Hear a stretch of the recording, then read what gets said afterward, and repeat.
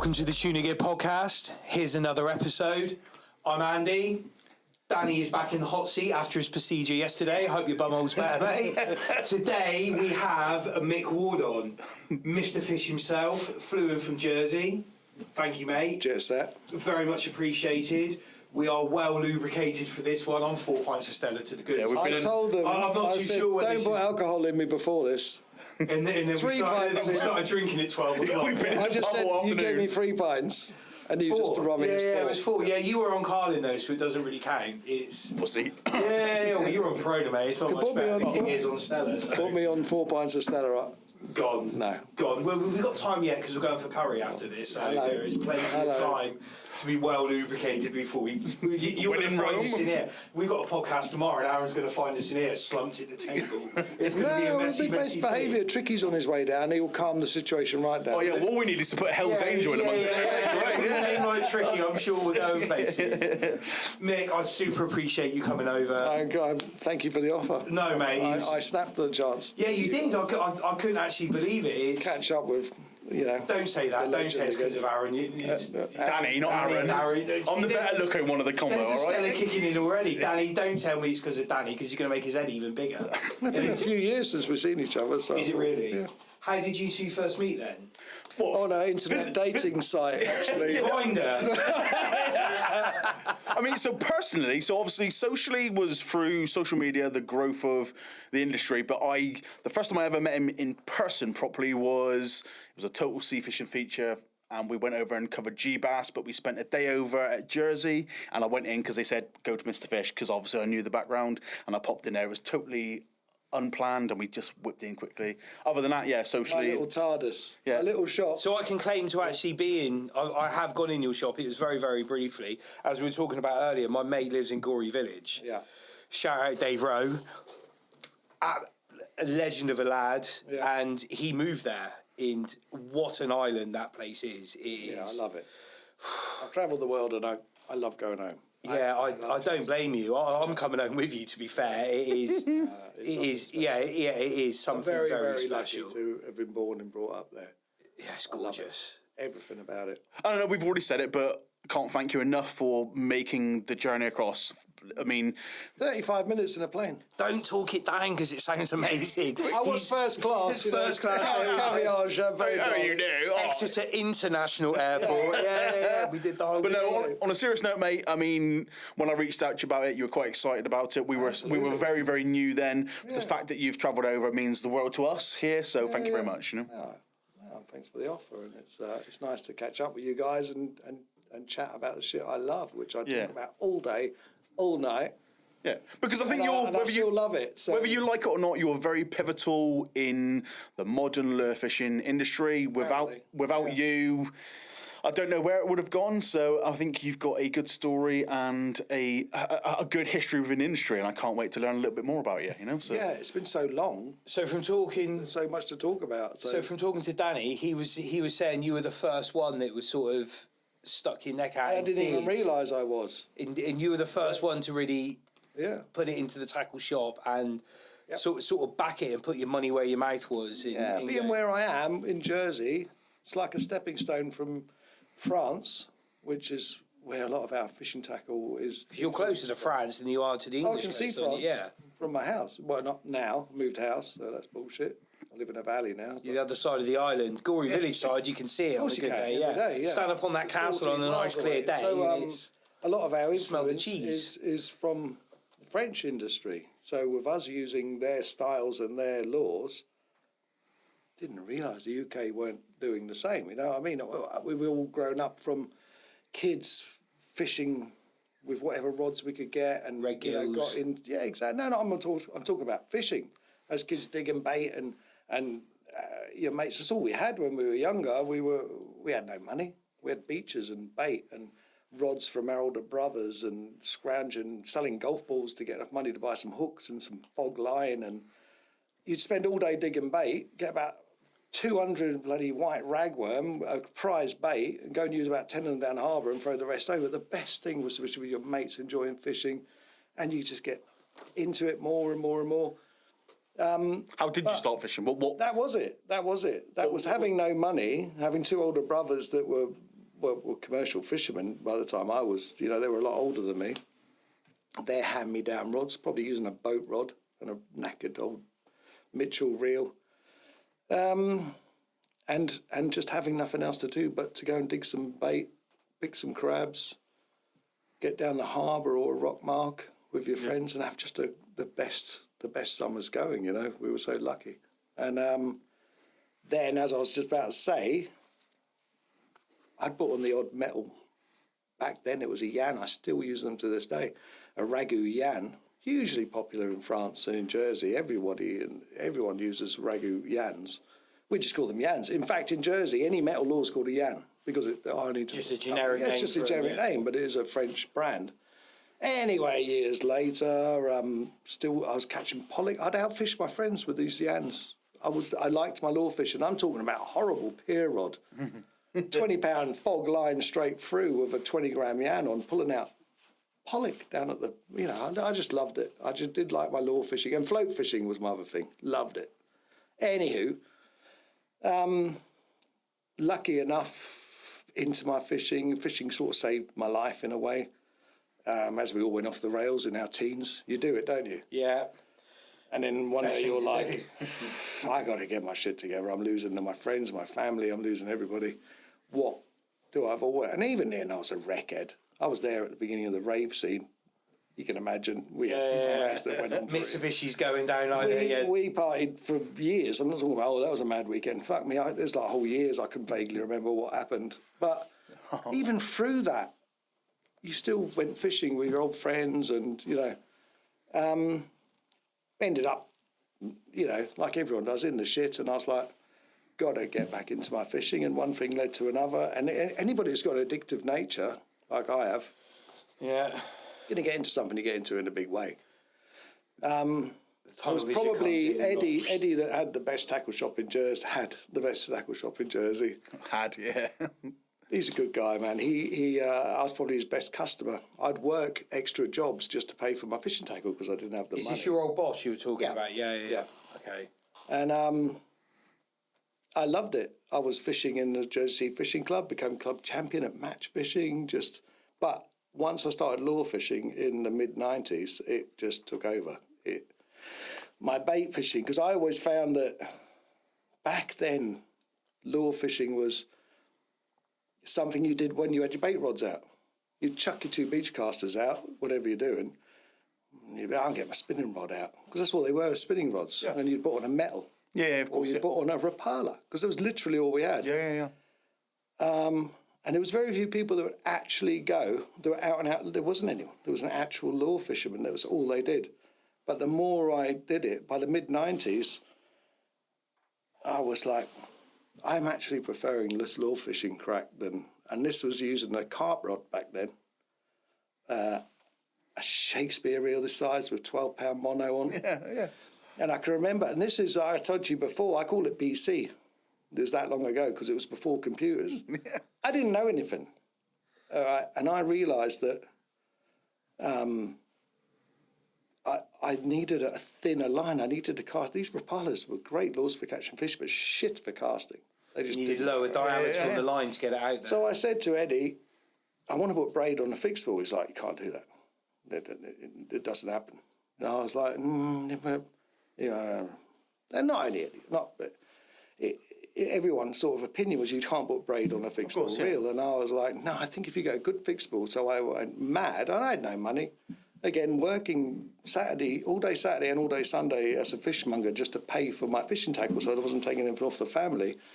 Bought myself a Stradic, back then a white one, and I bought some 14-pound fire line on it. No leader, Straight through. Straight through. And the reason I liked the 14-pound fire line, it was stiff. Didn't stay like that because the old one, the coating used to come off. Yeah.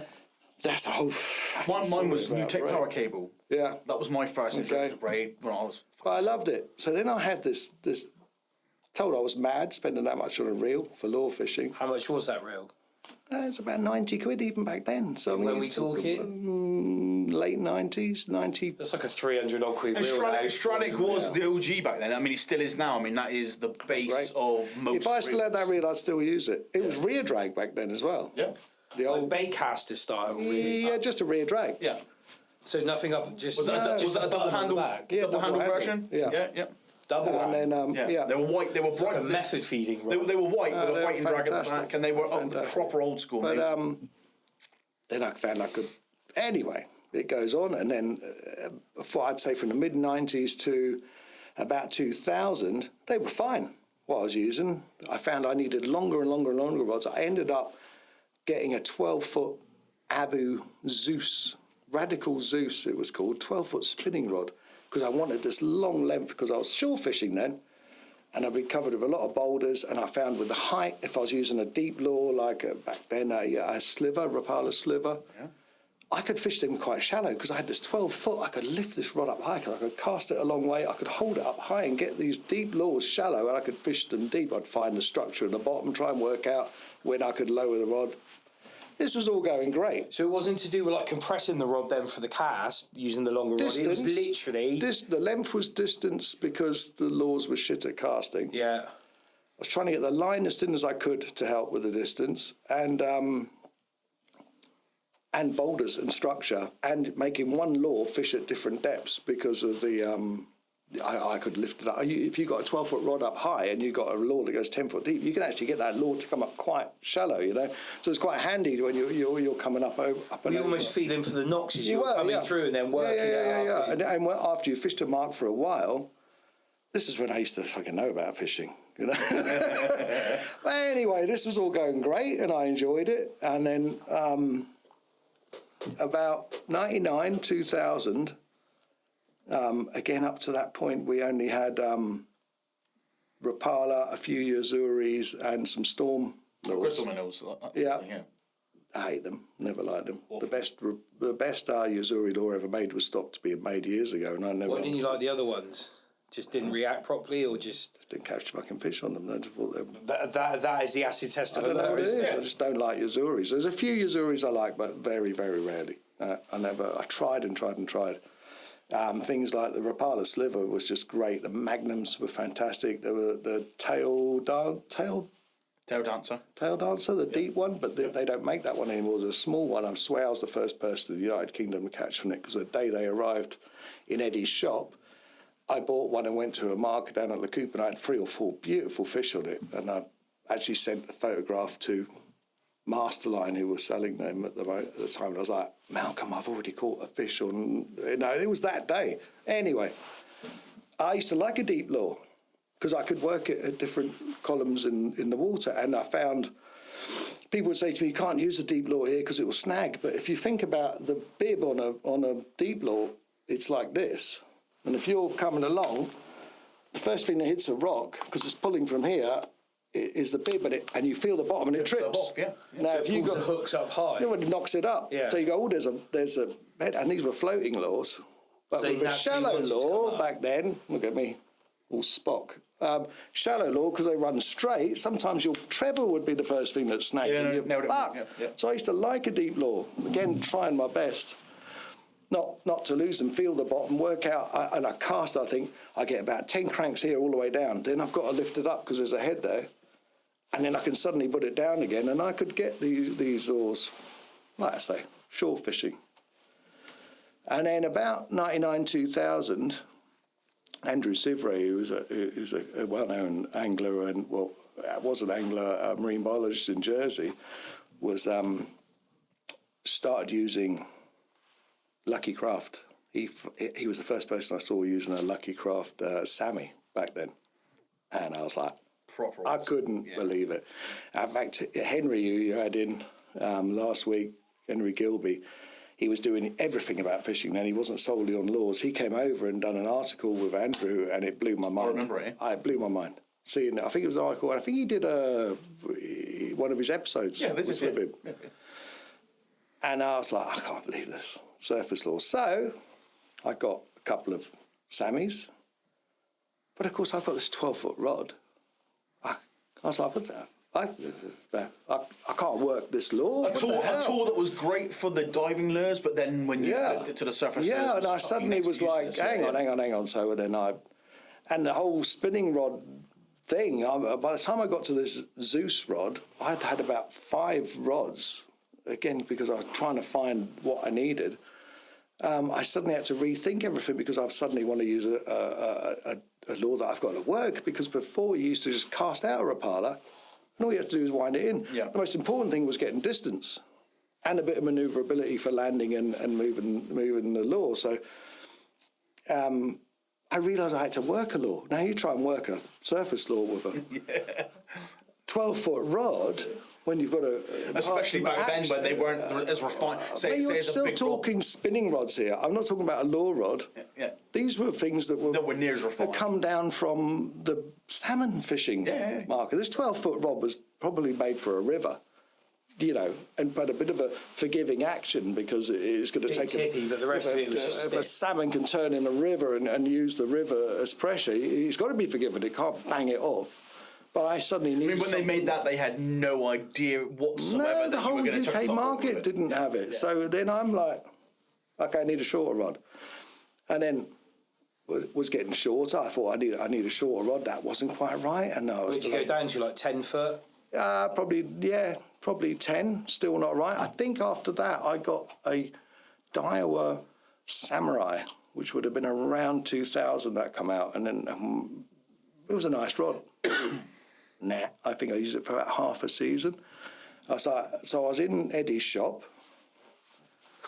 and you know what I found? I found do you remember Fox carp?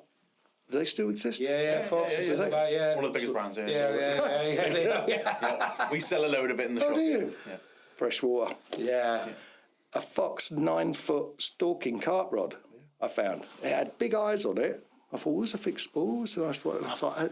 It's probably a 2 3/4 pound test curve rod. It was, but it was almost stiff, and I was like, it's almost fast. But they always come straight back, don't they? I used that for the best part of a season because I was starting to use around that time as well. So I was using the Sammy. Around that time as well, I was down at Corbier, this beautiful place. If you're ever in Jersey, everybody will know Corbier Lighthouse. It's one of the most picturesque places in the British Isles, and it screams bass. But it weirdly doesn't hold many. It does, but it's quite hard to fish in a weird way because the fish tend to be out. When the causeway covers, there's this little window where the bait fish are channeled through quite close to you. But it's just the most beautiful place to blank. And I've done it loads of times. But anyway, I was down there with a bombarder float, which you'd call like a bombarder? It's like a controller. Oh, right, yeah. We call the surface controllers. So we use them for mullet fishing. Yeah, we used to use can use a like a bombarder. bubble flow, basically. Yeah, but fish a red gill under it for the flow. I was using a bombarder with about 8 foot of a thing I used to do down there, shown by my old friends. About 8 foot snood to a saltwater fly or a small red gill, and a couple of split shot on it. To help it go down, cast it into the flow, leave your bail arm open, let it come out, and try and just bring it up the edge. Or sometimes you'd catch them on the way down. The fish would be on before you even turned them anyway. And there was a French guy there, where it starts. Oh, you use a bombarder. English big dog, And he opened his tackle box, and I was like, what's that? It's a cotton cordell pencil popper. You need to get this. I was like, okay. What's that? And he showed me about 4 lures, super spook, cotton cordell, these old things. So I was like, okay. So this again, before the internet. I know it's just like 2000, but we didn't have the internet. But I think people take for granted how easy it is for us to get resources. This is unbelievable. The shit that people like. You can teach yourself to fish in 6 months with YouTube now. Yeah. You can teach yourself to fish in 6 months and then start putting some content up about it. The resources now of the guys like myself and Danny and some of the Benfield and some of the other guys that have gone through the shit. Like I say, I've gone through 8 spinning rods yet, and I'm still using a fucking carp rod because there's nothing available. Yeah. I'm not even talking about split rings and treble hooks. Years I couldn't find a treble hook in the UK. But makes it even harder is the fact that what we were saying is you didn't have Google and all these resources. You try and get it. Back then, you had to literally source these items. Well, you had to try. You couldn't just type it in your phone and off it went. No. You had to be nosy, look at other people's. Where'd you get that from? You had to read magazines, and not only English magazines, French ones. Yeah. So look at the pictures. Fucking. Why do you think the French were further ahead than us? I think their fishery is better than ours. Their bass fishing from years ago. They were already on it a long time ago. They were already evolved from... Were they still taking their inspiration from the same scenes that we take it from now, but they just adopted it earlier? I think that they just very good. I've had some really interesting conversations with old French anglers where they actually... The old red gills that were made in the UK back in the probably 60s, Ragu come from that. He wanted to supply France with them, and he said they wouldn't let him supply France, so he started making his own. Yeah, that's you know. So, but the French guys, I think they had more bass, and they liked their lure fishing. They started this years before us. They're unbelievable, and I hate. It doesn't matter how much we're European and we're all anglers and we all get on. Of course, we're English and French. Yeah. There's this fucking, you know what I mean? And I've got the best French friends, and they're the nicest guys you'll ever meet. And of course, they're arrogant. They know they are. We fucking, you know what I mean? We're British. Of course, hate the fucking French. For everything we hate them for, they hate us for. But when you're with a bunch of French anglers and you're fishing or you're in a pub having a laugh, they are just like us, but they know their shit. They've 20 years ago, I said, you're 20 years ahead of us, and even at with the level we're at now in England, and we're slowly catching up, but we will never catch up. They're just in front of us. You all of my fish guys. Yeah, all of my experience of them has always been, they're incredible. Has always been like... They're incredible. I've always held myself... I thought I could do quite well, and I've always been keen to learn. I've always thought that I was doing things quite advanced in what I was doing because I wanted to. And any time I've worked with any of the French guys like Matteo and that lot, you soon get a kick in the balls because you soon realise that they are fucking worlds in front of us. They really, really are. It's been a real eye-opener to work with. And I think it's because their fishery's better than ours. They've got and they are very good. Very good.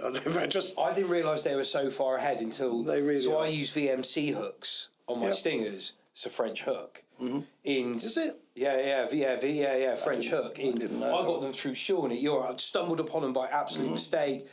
Used them on all the stingers, very, very good. When I approached them to say, I'd like to use them on all my stingers, give them a bit of blag with the biggest tuna company in the UK, you just give them a load of shit, don't you? Yeah. I followed their Facebook and followed their Instagram. Tuna company. We are the biggest, but anyway, I started following their Instagram and their Facebook, and they are just on it. Yeah. You're like there. I didn't realise how big that lure fishing was over there. Yeah, it's massive. We were lucky. We used to go to many of us used to go to the Salon de Pêche en Mer in Nantes every year. I did it 9 years in a row. Fucking colossal, and it was like 3 NEC halls full of lure fishing tackles. Is the Nantes show still a thing? No, it hasn't been for a few since about COVID killed it. I think. What a shame. They got another one in. We could do a fucking kick-ass south of Paris. I think I can't remember the name. I know the name, but it's French. Clermont-Ferrand or something. Yeah. It's huge. You're basically French anyway where you live. You are.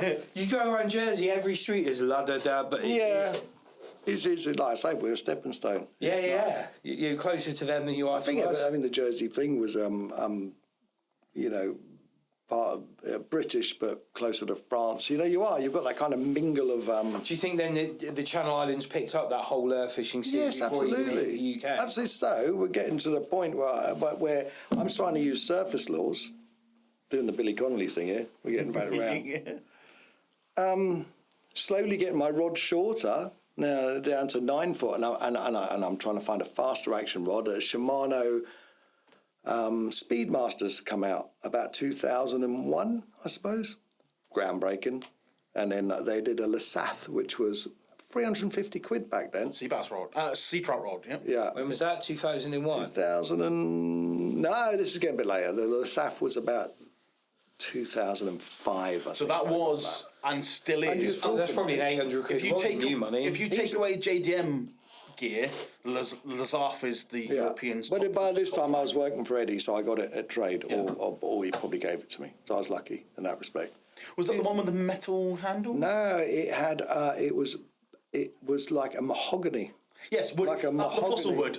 What do they call it? Yeah, I know exactly what Like you mean. mahogany handle. It was beautiful, Yeah. and a burgundy sort of. Know exactly what you mean. I Yeah. can't remember. It's a long time ago. But now we were starting to find rods that had this fast action. So when you were trying to work a surface law, because it was all about the surface laws in Jersey, and I don't care who you are, what angle you are, it doesn't matter. The softy fishing, crankbait, surface to me is the best. Don't care. Yeah. If I was going to go out and someone said, I guarantee you're going to catch 10 bass on a softy or 1 or 2 on a surface law, I'm going to use the surface law. Why?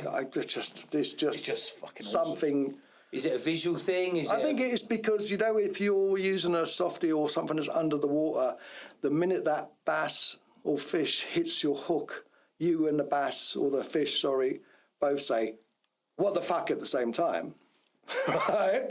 Because you both get a shock at the same time. But on a surface law, you've got a split second where you're ahead of the fish. That anticipation. You've Seeing that bow wave. when come up you that see fin. that boil or it's about, sometimes they just buff and they just take you, But I think it's that, go on, because you don't get that with something underwater. You might get a bite, you might get a wrasse or something, or you might feel a bass hit your lure, underwater. But generally, when you got a fish and they're swirling and they're trying to take it, you're like, my God, PB. You've got one up on it. You've duped that fish, and I love it. Yeah, 2.5. Yeah, it came up, and I'll never forget it. And I was there with Jake and Sam, and this fish, and I'm not exaggerating, came out of the water 6 foot before the lure, completely breached the surface, landed on top of the surface there to take it, we were like, "What the fuck?" And we knew it was a big fish at the time, but it came out of the water, open mouth, and crashed on top of the top water right in front of our eyes, and that awesome. we'd had a load of fish on the top, but you just can't. The shit like that, I love. The bow wave up, and the water just opening up, and a big fin and a tail swirl. But There's nothing like catching on the surface. you're shitting it. You're already nervous. You know what's going to happen. But you know from your carp fishing, putting a bit of dog biscuit or bread on the bombs top, on the top, and seeing them coming up, rather than a boil on the bottom. And you're just on a Well, on the something bottom, about you sat seeing a behind in the fish- line waiting to go beep, beep, beep, Just beep. seeing a fish up on the top, it's just something about the it. epitome. But anyway, that's where we got. And then, I was excited. I was now working for Eddie, obviously, using his rods and lures and, his rods and his reels and line, because it's fantastic. It's all that was available at that time. But bit by bit, with me getting the odd Pêche en Mer magazine from France, friends were coming back, I bought you a magazine. I was like, look at these laws. Look at them. So, again, no internet. Next time you go to France, will you look out for this or look out for that? And, people would be phoning me. Mobile phones were fairly newish. Yeah. You're talking early 2000s. I'm in a tackle shop. Okay. And I'd be like, is there something? Yeah. I was like, buy me four. And they'd be like, I got no fucking money. What are you doing to me? I was like, dude, I'll give it all back to you when you get back, and they'd come back with a box or bag full of lures. Were they top money then, even for? Yeah, they were more than what we were paying here. They were more, because they were Japanese and stuff. We're used to Rapala and Storm and Berkeley and whatever we could get hold of. Sub tenner was like top. But what were you paying for them over there? This is on the franc back then. No, Must be. No, I can't remember, mate. Well, for instance, when I first started selling pachinkos in 2007, they were $14.99, and they're $24.99 now. Well, it's not bad. No. Shouldn't be that price. At the end of the day, there's a lot worse things you could spend that money on. I mean, as a how much did you just spend in the pub? £100. And You I'm could not have even bought pissed four yet. Pachinkos. You could have bought 4 Pachinkos. Yeah, but that was just a warm up. We're going out after this. We're going to be 500 quid in by the end of the night. It's got to be relative, isn't it? We've all been skinned and we all know what's a treat. But there's nothing better than catching a fish on a $5.99. Well, you were telling me how expensive they were earlier and how skint you were, because when you were losing those, you were willing to jump in and swim out because you could see a £10 lure floating off. That's exactly what I can remember twice. I might have done it more, where you've snagged a Rapala and like a Magnum, a decent Magnum or a sliver back then was $9.99. And I can remember twice, because I got hellishly sunburnt one time doing it, because I carried on fishing in my boxer shorts, soaking wet, and was like a lobster. About 2 hours later, I was in agony. No, jump in and get your lure, because I wasn't leaving. And I said, I'm going in for it. Pip, you're mental. I was like, if there was a tenner floating out there, I will jump in for it. I'm going in for that lure, you know. And there was another time, my daughter, she's 36 now, you know, I'm a grandfather, and Father's Day, she bought me a sliver, you know, and I lost it first trip out. Did you not get it back? No, I went in for it. I could have died. I was on my own down the bottom of a cliff. Wasn't very nice conditions, and I was like, no. The sort of thing you're swimming in, just getting smashed against the rocks. No, I would have known I'd gone in. And I'd laid my rod down and jumped in, stripped down my boxers, went in for it. So 2 or 3 times. And I've done above, and again, you know, it's only snagged 15 foot away. I've tied my line round a rock near me. I'll come back at low tide. Like that, I'm not losing that. And I've gone home, a couple of hours later, gone back and got my lure back, because we've all been on our asses, man. Yeah. Proper on, you know. Everyone, it's all right for you, the money you got. You don't need to be like that. We've all been fucking... Yeah, fucking right. Yeah, I mean, of course we have. Yeah, we all start somewhere, and that's why it's important to remember that, you know. Yeah. You can be blasé and have a laugh, but... No, it's a laugh 20 years down the line, isn't it? You can laugh that stuff off. It's... Yeah. Well, it's important. It's important. And you don't have to spend top money. It's an option, isn't it? Well, it's nice to have the option. We were kicking this around in the pub when the whole Savage Gear thing came up. Yeah. And we're talking about how they started off at, like, you've got your lure table lined out, haven't you? Mm-hmm. And you've got the cheaper range, and in one corner you've got the more expensive stuff. Yeah. And for the guys that are just walking in and starting out... And again, 25 years ago, all you had was the cheap stuff. You didn't have any options. You bring this to the market, this is double the price of that. Oh, we didn't have that before. You don't have to buy this. You've got, you know what I mean? There's good stuff. And every tackle dealer is trying to find a good lure for you, or a good bit of tackle that's a reasonable price. I found some damn reels recently. Fucking hell, man. I thought, back in the day. They're fucking excellent. Bomb-proof. I've done about 20 of them already this year. Unbelievable. What's the price on those? I think they're $44.99 with braid on. And I'm banging them out. One guy bought 3. I'm just saying... You can surprise yourself. The line lays bang on them. I don't put them on my website, because by the time I ship it, it's not worth it. Go to your local tackle shop. Go and we've find talked about locally. this massively, haven't we? So I've got this whole thing with local tackle shops. I liken it to America with the barber shops. Mm-hmm. Guys go to the barber shop for a haircut, a chat. They sit there for the afternoon. Mm-hmm. People should go to their local tackle shops. Massively important. Yeah, because... As long as he's a nice guy, not a dickhead. Yeah, as long as he's not a prick, but... Mick Ward from Mr. Fish. Fucking tosser. His coffee's nice. What you pick up there, though, is massive.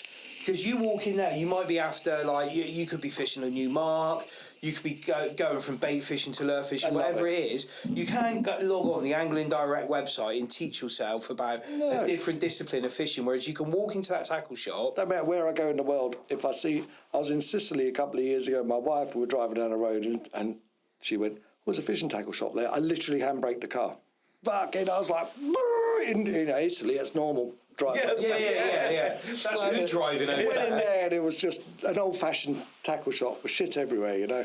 Great. It's good just to go and spend money in there. Always do. I don't matter where I am in the world. I was pissed in Mexico, ended up with a few $100 worth of lures. I woke up in the morning like, what the fuck's all this? Yeah. You drank all that tequila and you spent about $400 fucking dollars in that tackle shop. But that one in Italy, nothing I really wanted. It was in Sicily. And Dennis, who works for me, I was like, oh my God, he's going to be made up with these. I found some big wagglers. Now you try and find a big waggler in the UK. I'm talking a 7 to 10 gram waggler. Yeah. I can't find them. We used them for mullet in Jersey.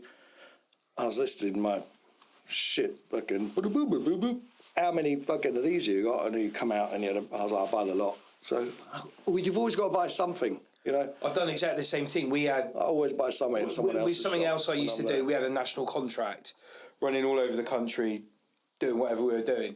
Whenever I was in a different town, if we drove past a tackle shop, I'd just go in. Of course you go in. The amount of times I walked out with some like random sidewinders or just shit I didn't even want. I was in a tackle shop and I'd have a spend. In Port Russian Island once. I bought a bucket. Well, I'm fucking holiday. Yeah. He was in the window. I was like, I've always wanted one of them.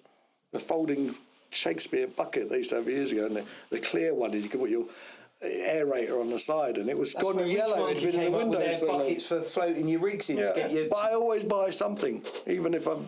I think you should do. You should always be always in a tackle support your local tackle shop, and you know, I'm sure people, and there'll be even people this week. An old friend of ours from the law forum days has got back in touch. I haven't heard from him for more than 10 years. You know, more. The kids are grown up now. I want to get back into my fish. And he's asking me a question. I'm saying, go to your local shop. Don't, you know what I mean?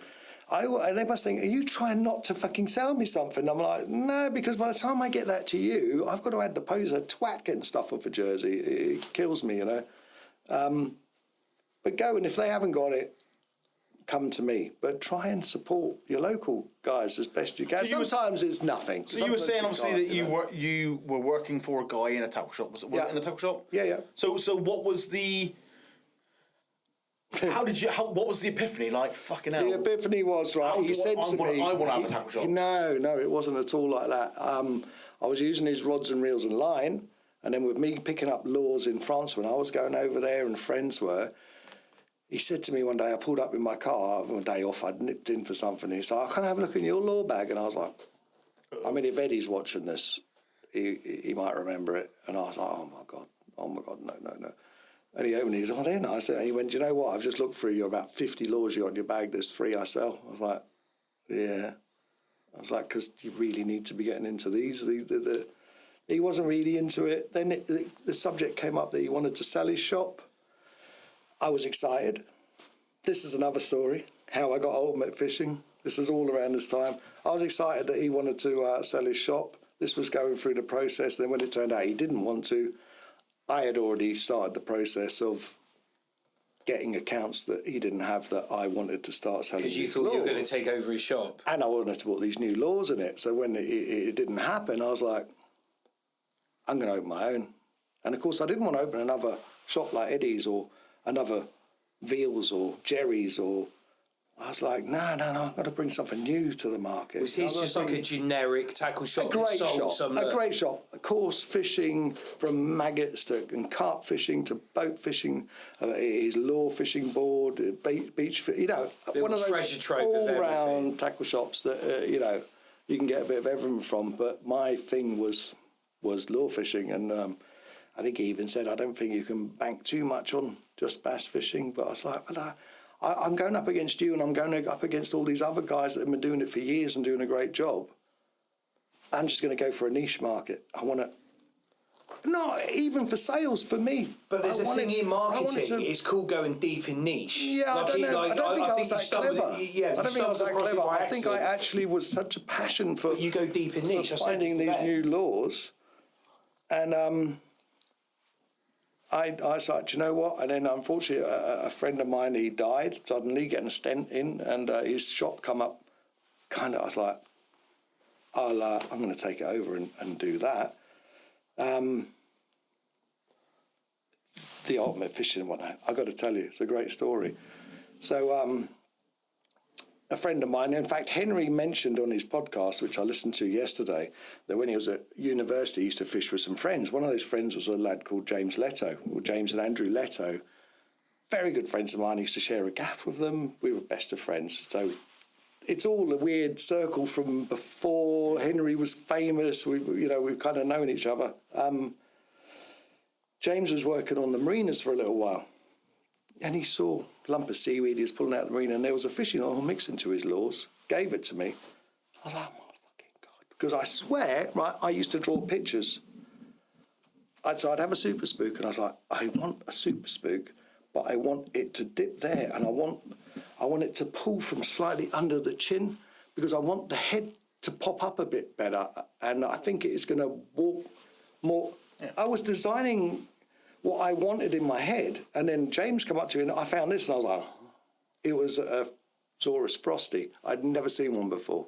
Is that a French lure, or is that a It's the ultimate fishing Saurus Frosty. It's the like absolute dog's wallet. It's a fucking excellent lure. Okay, it just drifted into the marina, and my friend gave it to me. And on the side it said Ultimate Fishing, and I looked at the logo. I was like, Ultimate Fishing. That's like must be American or something.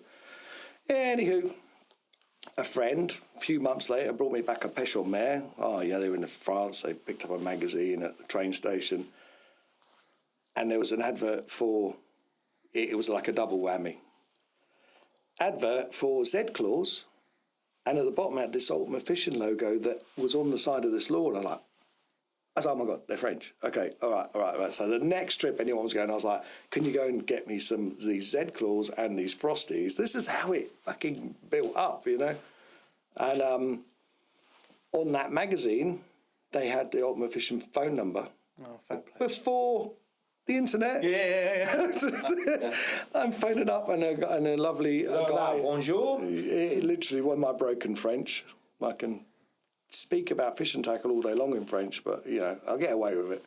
And I arranged that I said I want to open a shop in Jersey. Yeah, absolutely. Yeah, when you're ready. So this whole thing with Eddie not selling his shop and then me finding one, and got back in touch with them, and he had gone. Yannick Cordier had just bought the company, who owns it to this day.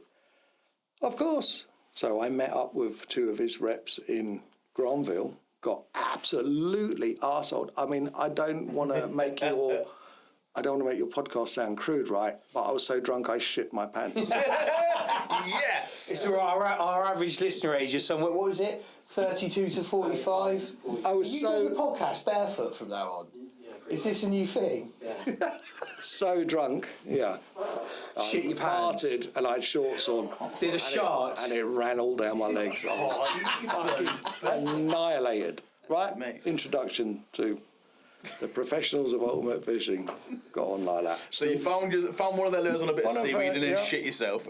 So I'm guessing they weren't in the UK at this stage. There was no. And weirdly, on that trip, I went to buy some lures.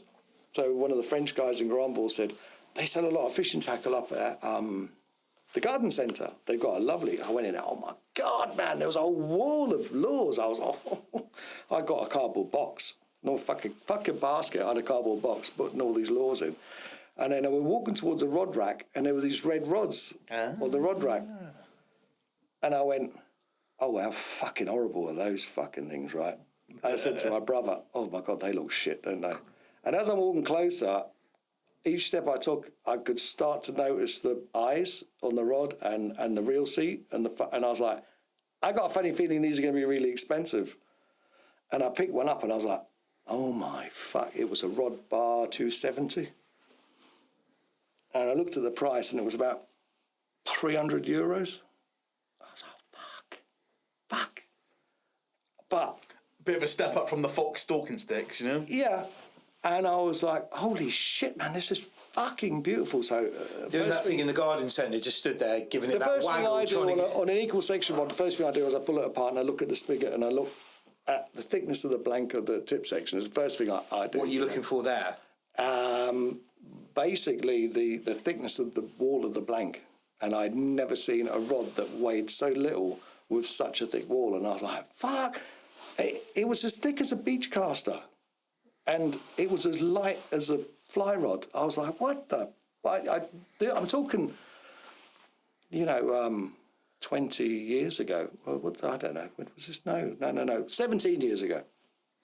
So, anyway, this is before I met up with Stanley and Ultimate Fish. Saw them the next day. I'm looking through the catalogue. I was like, fucking, give me the tissues. You know what I mean? I'm like, holy shit, man, I'll have some Tide minnows, I want some pachinkos, I want some fucking Z-claws. And then there was these red rods. I said, do you sell those red rods? Oh, but of course, the best rods in the world, you know what I mean? And so I found ultimate fishing through a lure that drifted into the fucking marina. It's class. Yeah, it's class. It's like it found me. So anyway, Did you get that rod? yeah. Well, of course, that's all I use. And then Mr. Fish opened up, I got a laptop, and suddenly I've got the internet.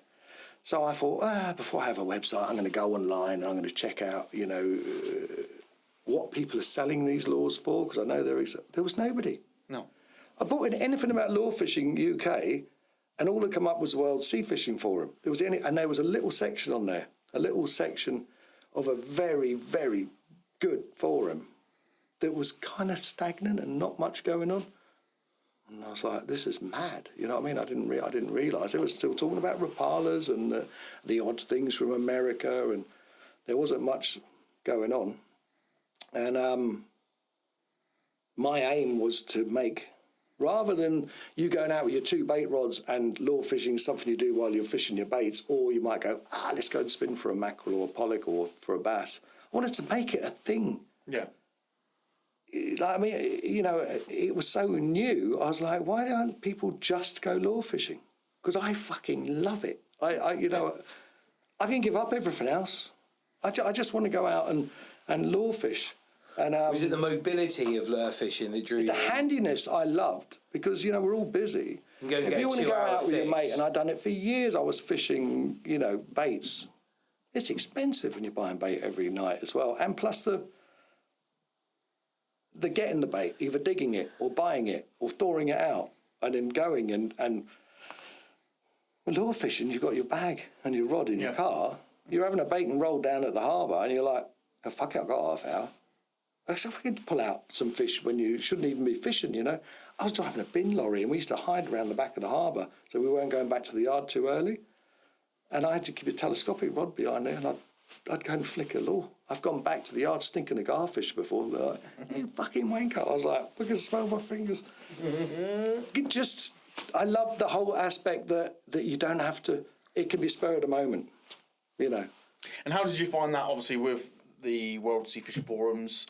How did you find when you saw that and you started drip feeding into it? I was probably rather annoying on there for a year or two because I tried to take it over. And if there's ever anything negative, I would comment on lots of other posts so that one would fuck off. And I tried to take over. And I even met up with the Frussels, who was at the CLA Game Fair one time doing a demonstration of some shit. And I sat down with stories from that, I tell you. And I slept in the bed with Henry that night. Well, I mean... Yeah. Bless him, right? I was going to keep in my car. He said, no, keep with me. And I was... Didn't shit your pants this time, did you? It's even better. I will never forget the line. I was snoring, and he shoved me, and he went, turn over. And I went, no, Henry, I'm not into that. Sorry, mate. But, yeah, I've kipped with him a couple of times I skipped with him on a rock 11 one night on a rock. Anyway, another fucking story. These old guys I love. Like I say, Henry and some of you guys, some of the old guys that come back from years ago, you forget how long and the crazy shit we've all done, you know. And I think that's I guess that's something that I've noticed. I mean, even if you take like pre-pandemic, but even before that, when lure fishing kind of it got a bit of a push, maybe 10 years ago, where it kind of got quite excitable. The freshwater scene. I actually think in the last year we're starting to make an impact. I say we. I mean, I'm talking about me, you, Ben, Danny Watson, Mike at Chesil Bait, even George Cunningham pushing the Tronic stuff. Yeah. I mean, George has come in for the market. He's like, there's your stuff. I'm going to make the stuff. There's guys that have been doing it right from the beginning. And it's been a bit of a slog. And in the last year, something's happened. It's becoming a thing now. There's people just know their stuff. And it's actually becoming that thing that I said, I want to make it. Yeah, something that people. And I think for a long time, I think we climbed up and it plateaued, and it was still. I think it went too fast. Yeah. It ran before it could walk. Had a bit of burnout. It went from salmon and trout spinning gear, and some sea fishing lures, And in the course of about 3 years, it went fuck, like the carp market probably did. It went from fishing for carp the way they did it for years to, holy shit, man, look at the, you know what I mean? You got a camouflage fucking car. You know, it went mental. And a lot of people couldn't keep up. Yeah. And it also alienated a lot the of gear people, was didn't probably it? too good. Yeah. And it went up and it come down, and then it started. Do you think it came down because there was a lot of companies trying to get in on the market? Yeah. And they didn't quite know where they were, and it was. Yeah, absolutely. Yeah. You know, let's say that's 20 quid. Well, I can make one for 10 quid. And then it takes a few years for people to use a 10 quid once you realise why it's 10 quid. Yeah. That it will catch fish, but. They didn't realise what they bought into, like, oh, we want to be like that. But we're ahead of the curve. Yeah, a lot of it was Takes time to catch up on your massive R&D learning when you curve come for into all a of new us. market, doesn't it? Yeah. You can't just drop a new brand into something. You're trying to catch up with like the Japanese boys. No, they saw what we were doing, and they saw where the industry was going. They saw the top players, and they thought, right, we can come in there half the price, and we're gonna get a load of custom out of it. Which they did a little bit, but like you were saying, those 10, 12 quid lures competing against the big brands. No, it's hard. When you use them, they very quickly It didn't take a lot to show. But why some they achieve laws are fucking great. Don't get me of wrong. course they are. And I stock some. But they weren't. Some. They weren't. It's weird, you know. I've got the pure fishing. I've got I think it's Abu Dex laws. They basically got a Tide minnow copy. They're sound. They're like 10 to 12, 13 quid. Yep. It's like a Tide minnow. Actually, the hooks are all right. Tide minnow. 24 to 30 quid. So, you know, it's half the price. Yeah. The Dex is all right. Do you know what's weird, though? And I know I live in Jersey and we're all millionaires, but I sell more duo than I do. I say to people, this is a copy. No, it's all right. I'd rather buy one of these than two of them. Yeah, of course. Yeah. Rather than having two laws that might work well, I want one that does work well. Yeah. Was it harder to convert when this was first kicking off? Was it harder to convert the lads from fishing those original lures to go into the more expensive ones? No, I had it my own way for about 2 years. It was fucking incredible. What about getting the lads that are coming into it now who want to start at a certain budget? There's a lot to go more into choice now. A lot more choice. But Do you think because they're more informed, they want the better gear? They see that sponsored angler, they see what he's using. Do they just turn up to you and just go, I want... Do they already have more of an idea of what they're buying? Yeah. They want to come in, I want this, I want this, I want this. I guess, and also you can double edge that with back in the day, there was no history to it in the UK. There was nothing to compare it to. Whereas now you've got 15 years if you can go back and see a kind of plateau creeping up. So you can go in, you can see a bit of history and a bit of history behind it. Whereas back then, you were totally trailblazing. So yeah, and do you know what trailblazing? I'm no fucking marketing mogul. I'm no fucking businessman. It was me loving my lure fishing.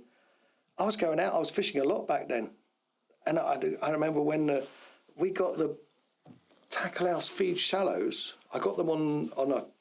I mean, that's an iconic lure in my mind now.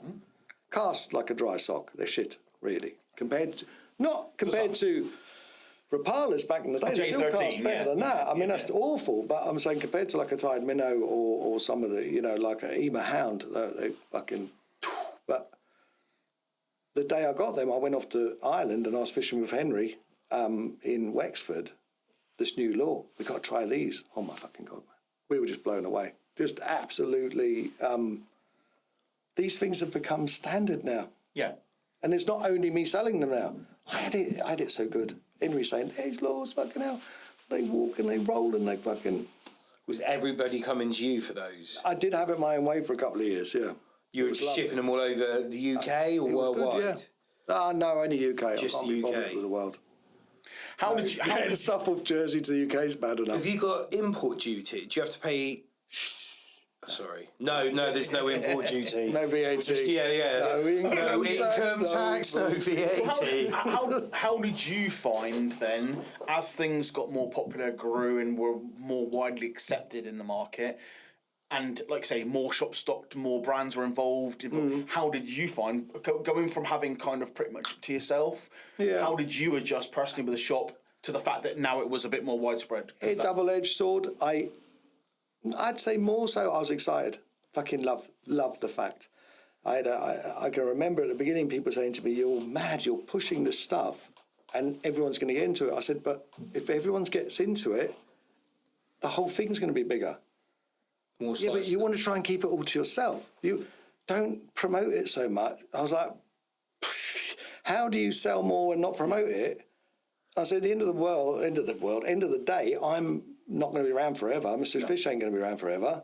Isn't it nice that it grew from the first guys that were there right at the beginning?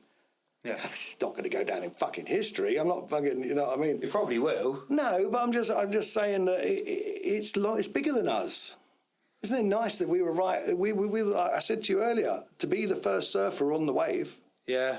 Is nice. You're there with the tuna stuff. I'm fucking excited for you. Thank you. It is fun. Of course it is, because everyone. It drew me out of a completely different what you don't industry. want is people. It pisses people off. Is people that come to the party without their own booze. If you're coming to the party, bring your own drink. You can have some of mine, but fucking bring your own, or bring me some. I can. It try. opens doors as well. That's why I love the innovators, the people that bring it. So there might be a shop been going for a while, and they find a new brand of laws. And I'm even like, ooh, you know, I mean, don't come and sell pachinkos and fucking zonks and Tide minnows like I've done for years. Come and say, look, I've been to. Mix up a bit, yeah. Yeah, I've been to Italy and I found this little brand in it. You know, I'd like that. Are you still digging around now, trying to find Always. them? Always. Always. Still. Always. You pouring- sometimes get it right, sometimes you get it wrong. You know, if you sold everything you bought, you'd be the best buyer in the world. If you got stock rooms full of stuff which you've just never done anything. No. If you brought that lure in going, this is going to be it, and it's just sat there on bulk, never done anything. No, not really. It's pretty. You kind of know. But sometimes I don't buy something, and then a few months later you think, "Oh, fucking prick." I was just about to say that. How many times have you been caught? I should have. I think it's just another Savage Gear. You know, why do you need another fucking hurrah? Someone's brought out another fucking softie. Yeah, because we need another fucking softie on the market. But every now and then you're like, ooh, the Western. Look. I did spot that earlier, yeah. So that's only because I bought this for Dennis and he's so fat it wouldn't fit him, so he gave it to me. He'll love me for saying that. Western, though. The Sandy Andy, I didn't buy them for a couple of years. What put you off them to start with? I just thought it's another softie. It's another Savage Gear. It's another... You know, like the Storm Biscay 360 minnow. Fucking what a lure that is! We couldn't stock them, and we what put them on the shelf to go. I mean, no, it just looks like any they're other hard one. to get hold of now. I mean, Yeah. I think there was an issue with production or whatever. Yeah, or they were jumping from factories and we stuff. couldn't keep enough on the What a shelf. lure! Well, it wasn't until I used it I was like, oh my god, man! It fucking flashes its belly as it goes. Anywho, I missed that out for about a year. The Sandy Andes, I thought, oh, whatever. It's just people pushing. Nah. Did you not fish it to make up your own mind? No, I just didn't. Writ it I off? just thought it's just another. I saw them years ago when they first come out. I saw them in France, and I was like, oh, big in France. Weirdly, bigger than Savage. Savage Gear's not that big in France. And it wasn't when I used to go there anyway. They weren't. But the Western, I think the Western rep in France. I might be wrong, but I'm certain he used to work for Ultimate Fishing, so he had a lot of contacts. Yeah, and he went to Western, so he had all the tackle shot. He knew, and he done a good job. You know, I think Western fit that real nice. They got some nice stuff, and Yeah, I heard so their rods are nice. They're not this week. I'm going to look at their rods. They're not the most mega ultra premium, but they're also they sit right in the middle. They're not by all means the cheaper stuff. Everything, their clothing, their luggage, their lures, the rods are great. Gavin Arnold in Guernsey messaged me the other day, and he was over here. He was around here somewhere, I think. He's on holiday with his family. He said, I've just picked up a Western rod, Mick. You need to pick one up for 80 odd quid. He said the expensive one he weren't impressed with, but the one that was 80 odd quid, he said, it's really nice. So. Yeah. I mean, the next thing I'm going to that is 80 quid. I think they've done a real good job of filling that market of being affordable for a lot of people, but still, I mean, you could buy a W10, it's fucking 700 quid, but you can spend I think that was the one he said, like, not that one. Yeah. He said, there's one that's 80 odd quid. Yeah, I mean, they do like a W3 sea bass, and apparently, I mean, I've not used one myself, but apparently, by all accounts, you never know till you give it a wiggle. Fuji real seats, Fuji eyes, good looking style. Western. Yep, bits of the lures, and actually sells well. Sometimes So what you'll get a little run of Sandy Andes, and I think, I'm all right. I've fucking 40 of each colour. They're fucking gone in a couple of weeks. You're like, well, someone's talking about them. Do you think that's what it is? Somebody's talking about and there's an article. Yeah, that I get comes out. weird things where, like, you know, something's plodding along. You sell a couple of packets a week. Then one weekend you're like, I say to Dennis, I've packed about 20 of these jig heads. He's like, I've fucking packed loads as well. And then you find out about a week later that someone's mentioned it on a blog, or there's a Facebook group and someone's been catting. And you're like, There you go. there it is. You don't know sometimes. It's weird. So what year did you open Mr. Fish? 2007. Was it the biggest gamble you did at the time? No. No? Nah, getting arrested in France was probably the biggest gamble I ever did. Oh, go on, then. Why did you get arrested in France? No. You don't have to say if you don't want to, but if you want to say, I mean, If think you're everyone chicken, knows. No, it doesn't fucking matter. We all live and learn. And like I say, when you hit rock bottom, you either learn or you fucking you stay down there. And unfortunately, the friend of mine I was arrested with didn't learn. Then, you know, poor fucker died out of it or the end of it. No, we went to Amsterdam as a Jolly Boys outing, and I said fucking weed on me, and I come back, got caught in France, and ended up doing 10 months. Yeah. 10 months for some weed. Mais oui, mais c'est pas grave parce que je parle français maintenant. So. Right, you flashy bastard. Tell everybody I was in the Monster. Foreign Legion, you know. Yeah, Arc de Triomphe. But no, I tell everyone I was in the Foreign Legion if they don't want to know. No, but I say it was that rave time, you know. It was the early 90s. We were all fucking mad with it. It's like, let's go Come on out to the summer of love in '88 and everybody's... it was a great time, you know. And some clever twat suggested we go up to Amsterdam for a weekend, and then on the way back I got caught with some weed, and I got... While I was sat in that prison cell, I got a book on fish identifying. My mate sent me, the fish of Northern Europe. It was his dad's. I remember looking at it when I was a kid, and I studied that book. I come out of prison, knew I wasn't going to do that road anymore. I was like, fucking stupid, you know what I mean? I was losing everything I had. And we've all been there. It might not be, I'm not talking about maybe drugs, or I'm not talking about drink or whatever. Everyone's gone down that fucking path. And what pulled me back out, weirdly, what pulled me back out was my love of fishing as a kid. It was the best thing I did, you know. You hear that a lot, though. There's a lot of people that have hit rock bottom. It's important fishing. and great. I really love the fact that in the last 2 or 3 years we've had more and more kids coming in our shop buying. It wasn't a thing for a long time. Got parents coming in with kids now saying we don't even fish, and he really, really watches things on the internet all day long. We get a fair bit of that in the shop. Yeah, it's amazing. And these youngsters, these young teens are really, and there's little bunches of about 4 or 5 of them like we were when we were kids. Well, that's how I started. I love it. That's how I started. There was a group of us in school that all fished together. Yeah. You know, absolutely thick as thieves with it, to the point the school actually entered some inter-school fishing competition thing. Yeah. And every Wednesday through the summer, we used to go up to the Exeter Canal and go match fishing. Awesome. Like, it was the only time that they could actually catch me. And even these kids Wednesday. maybe, like, because you all do when you're a teenager in your early 20s, you go fucking mad. It was something that you loved, and it was an outdoor. Still doing it in my 30s. And you know, even when I was going through a big split up, you know, my head was up my arse. I was having a breakdown. I didn't realise at the time. The minute and my head was fucked. I'd burst out crying at work and shit. You know, you don't know why. And the minute I stepped on my boat, gone. I'd fish for 3 or 4 hours. Fuck it, my head was at peace. And it was unreal. I was doing it. This was going on for months. I'd step off the boat as soon as I got on that pontoon. Woof, all the noise comes back. I think we've touched on it on a couple of episodes now. It's unbelievable what fishing can do for people. It really is. Like the mental health stuff, and I think that for a long, long time we were all too blokey to admit there was an issue or there was a problem, and I think that it's all too well. And I think angling hobbies in general, I mean, it's a beautiful way of switching yourself off, and it helps me massively. Yeah. And I think it's great to talk about. We aren't all bulletproof, are we? We have been through all sorts of shit. It gives you an excuse to be sat by the sea staring at it. Yeah, of course. Yeah. I love being next to water. I either want to be on it, next to it. What's that weirdo? Oh, he's got a rod. Is he okay? Yeah, of course, mate. I mean, it's just tranquil. And the things we get, we're lucky guys, whether you're into carp or freshwater or sea or tropical, whatever, that we're up sometimes at dawn and you're in places and you see stuff that people are never going to experience. I say this to some of my mates. I've seen more sunrises through fishing in the space of, say, 10 years than some people see in a lifetime. Yeah. And we see some magical things. Especially at night, man. Some of them shooting stars coming in and stuff like that. It's just... We're lucky. We're lucky. But I think the boat takes it to another level again. Like, I liked being on the side of a lake somewhere, or a canal, or a barrage, whatever we were doing. But like you just said, when you step onto that boat, you get a couple of miles offshore. It's unbelievable. Fuck off. It's unbelievable. Yeah. Just everything just disappears. There's no... I absolutely love it. You're the king of your own castle sat out there. There's no one that can just get you straight away. It's like, even with the carp thing, there was, even though you might be having a lovely piece, we sat there watching a kingfisher sat on the tip of your rods. Beautiful. Some dickhead sticks his head round the corner of your bivvy. See much, mate? They can't do that on a boat. You can switch your radio off. Yeah.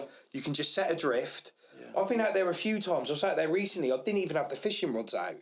I just switched the engine off, and I just sat there, and I probably drifted for I love the boat work of it, because obviously where we are, I've got fast and shallow water, and it can be quite dangerous. I fucking love the boat handling skills of it. Absolutely love it. And some days I'll get in amongst a reef and there's tide, and I'm keeping the boat stemmed, and Harry and Dennis will just, I'm like, behind those heads there, you know. And if I tried to cast, poof, we'd be gone or into a rock, you know. And I'm just keeping the boat there. Yeah. I love it. Absolutely. It's another level of freedom. I've been telling you today. I've been installing new electronics on the boat. We're having something else for me to look at. Luckily, Dave turned up and started talking us through some of it. Yeah. But like, I bumped into Dave the other week when we were out there fishing. I was coming back, and I spotted him. My eyesight's terrible. I couldn't work out if it was him or not. But I'd seen this other boat tracking along, and I just thought, I can fucking have that boat. I'm faster than that. So I've absolutely gummed it. I'm clearing waves, and he was saying, like, he spotted me. The next thing, he's trying to catch me, and everything's just going everywhere in his wheelhouse. We ended up in Dartmouth. Boys, where were you going? Well, my boat's in Dartmouth, Dave's in Torquay, so he was going around the headland again. And I got in, and I was going to have a little drift. The way the tide was running, I knew I could set myself at Castle Ledge, and I could drift in through the castles at Dartmouth. I was just going to put like an 80-gram slow pitch on it, and I was just going to jig through and just see what was there. Look at my phone, got a missed call from Dave. I was like, oh, maybe that was his boat. Rung him straight back. He's like, I can't catch up with you, rah, rah, rah. He's like, what are you doing? I was like, well, I'm going to have a drift through. I've got to clean the boat. He went, he goes, I haven't brought any food with me. Should we go and have a pint and a portion of chips? And I was like, well, let's fuck the chips off and just go for a few beers. Cool. Yes. So I said this on the other one. So did you get to fish with your slow jig? No. Oh. No. I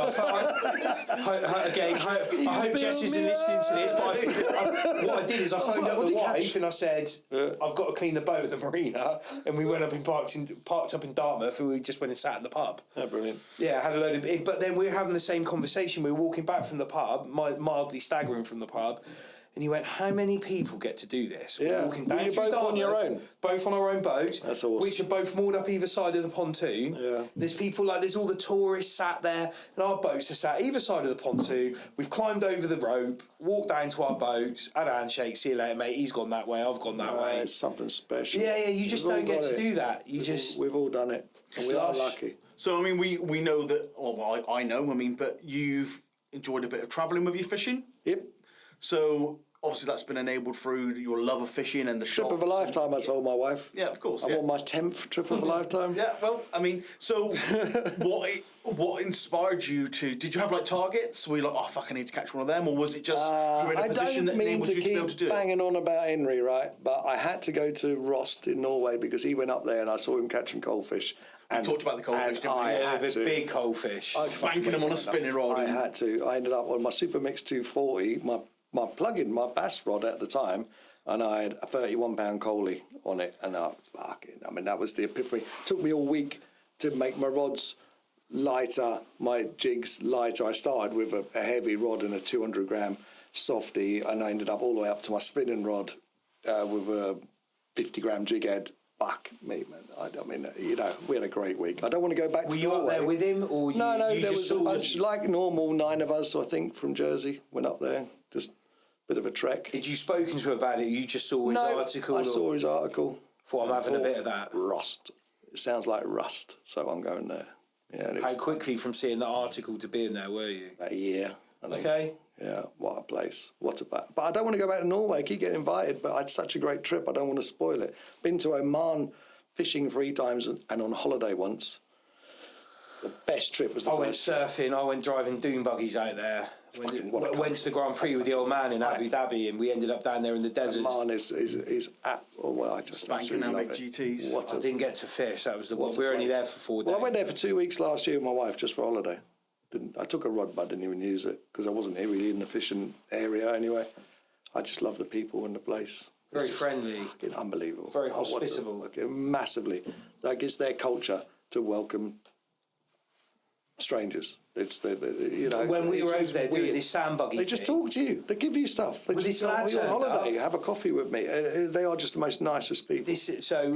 We're out there doing this dune buggy driving, and you get to stand on like a surfboard thing. And this lad turns up. He owns the company. He was probably 20, and he's got a G63 AMG. Something I've always wanted. Mm-hmm. So I'm having a conversation with him like, I've got a Range Rover, you've got this G63, I'd love a G63. Have a go, my friend. Yeah. I'm like, you what? He's like, have a go. He jumps in the passenger seat, and I'm, because their roads are pretty straight, dragging this thing up and down the road. What a beautiful... And he was just like, yeah. Like, he could have said, like, I was just another person having a quick go. It's a great place. I would suggest if anyone's got the money and they're lucky enough, go to southern Oman and fish the Haliatan Islands or the south coast of Oman for their bream, their Omani bream, which are like our black bream, but they're on steroids and they take surface lures. It's fucking... What sort of size are they? My best was just under £10 on the surface. It was £9. They just go. You're popping away with a popper thinking something's going. But when one goes, they don't. It's like piranhas. You suddenly got 10 of the fucking things all trying to get to your lure. They're savage. But that's just one species.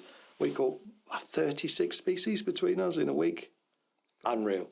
From a sardine to GTs. It was fucking...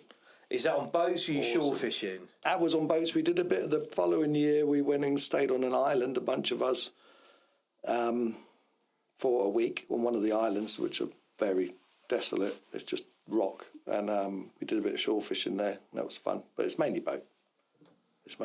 But the second 2 fishing trips I did, I didn't take a GT rod with me because the day I caught my GT, £100 on a popper, hit the deck. First thing I said, and it's on video, I went, I am never, ever going to catch one of those fucking things again as long as I live because it nearly killed me. And to this day, I don't ever want to catch a GT again. Beat you up. Too much for me. I know my limits. And that was it. It fucked me. I was shaking. I mean, I've never had a GT, never been lucky enough to go that way. Where I hooked it was very awkward. I was under the bimini cover and I couldn't move, so I couldn't lean back. So I was kind of bent. Just fucking brutal thing. I just couldn't believe it. 3 times the rod was to my fingertips, and I was screaming like Mohammed, and he'd grab the rod and pull it back so I could get a grip of it. And a couple of minutes later, I was like, I just didn't have the strength to. You got the drag screwed right down. He was like, reel it, and I'm like, I couldn't let go. And he was like, pump it. I'm like. I mean, I'm just hanging on for fucking dear life. I mean, for the listeners, if people don't realise what GT is and Giant Trevally, just look on YouTube and look at these fucking but then some of the guys with me had one similar size to me, but they were out on the open deck and they could lean back. I was literally like this. I couldn't. I was in a really awkward place on the boat, but I was shattered, and I said I never want to catch one again. And I've gone back twice fishing there and didn't even take a G. And pure it's like brutality. You watch the takes. I don't want to get one. Where else I've got it. They call them gangsters of the flats. My favourite place now is Panama. I've fallen in love with it. I've done 4 trips there, and I've got one booked again for next year. The Kubaras and stuff like that. Kubera snapper had a 55-pounder on a popper last year. Again, savage. I love the whole. Where we go in Panama, it's 5 hours out on a boat out to this bunch of islands. Again, I seem to like islands. Live on an island.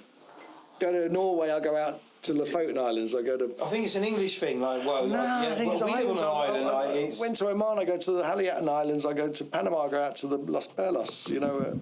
Even when I went to bloody fishing with some friends to Lanzarote, which is an island. No, that weren't good enough. We went to La Graciosa, which is a little island off Lanzarote. I think when you go on a fishing trip, if you make that little bit more effort, you go to Norway, go that little bit further, I think that's that primeval hunting thing in the people that want to go fishing. You want to go to that next valley, the next valley, and what's over that hill, and what's over here. We've all had people, I'm going to fucking Tenerife, which can be good, but if you... There's a reason why a lot of it ain't. There's a lot of people there, there's a lot of tourists there, there is good spots, but you can't go within 100 yards of your hotel normally. You've got to go off the beaten track a bit. It's the same thing with tropical trips. You might think, I'm going to Panama. There's fuck all around Panama City. If you're not just going there, you've got to go that bit further. And fishing ain't easy. This year, I was fishing all day in Panama. I didn't have one hit. Yeah. One day. I mean, people think, it's a turkey shoot. You're fishing your art, and every single cast, you're working your lure like you're going to hit a fish of a lifetime. So you're not just going, fucking, like you can do. You can get proper tuned in. Every single cast, I'm concentrating and working it as hard as I can or how I should be, because you're thinking... You just don't know when it's going to happen. And I went all day, and literally half hour before we got back to the camp, we stopped in this creek, and I had something like a mutton snapper and a Sierra mackerel, which saved my blank for the day. But you see the pictures of a bunch of guys going away. There's 50 pictures of all. It must be fucking easy. I tell you, it's not fucking easy. There's 50 pictures are over 2 weeks of fishing, doing and 8 hours. 9 blokes doing it, and that's the cream of it. You can go hours and hours. It is still it's hard. Are you doing actual package holidays for fishing? Or are you just booking your hotel and making? No. Again, Charles Henry Canto, who owns PanamaFishing.fr because he's French. When I first got the internet... Ultimate guy. Yeah, he was the very first ultimate fishing guide. Yeah. When I very first got the internet, and I'm writing in French about bass fishing, some videos come up of this French guy in Morlaix, which isn't a million miles from Jersey, taking people out on a boat and catching bass on lures, and I was like, this guy's fucking shit. I like what this guy does. He's got a rib, and he's taking out people, and he has a lovely... So you've got a rib. You got to have a rib. And I watched him a few of his videos, seen him in Pêche en Mer magazine. I thought, this guy's shit up, man. I love him. Anyway, I was at the Salon de Pêche one day with Yannick, the boss, and I thought, there's Charles Henry Canto, that guy from the videos, and you know what I mean? I'm stood by him. Yeah, fanboy. I was like, play it cool, Michael, and can I carry a record type or Paul? So I was like, Yannick said, this is Mick from Jersey. Oh, nice to meet you. I was like, you speak English, yeah? I was like, oh my God, you speak English? Of course I speak English. I was like, oh my God. I was like, I watch all your videos. Shut up. Come bass fishing with me in Morlaix. Kept promising him I was going there. I said, look, I'm going to Oman. I've got to get this out of my system.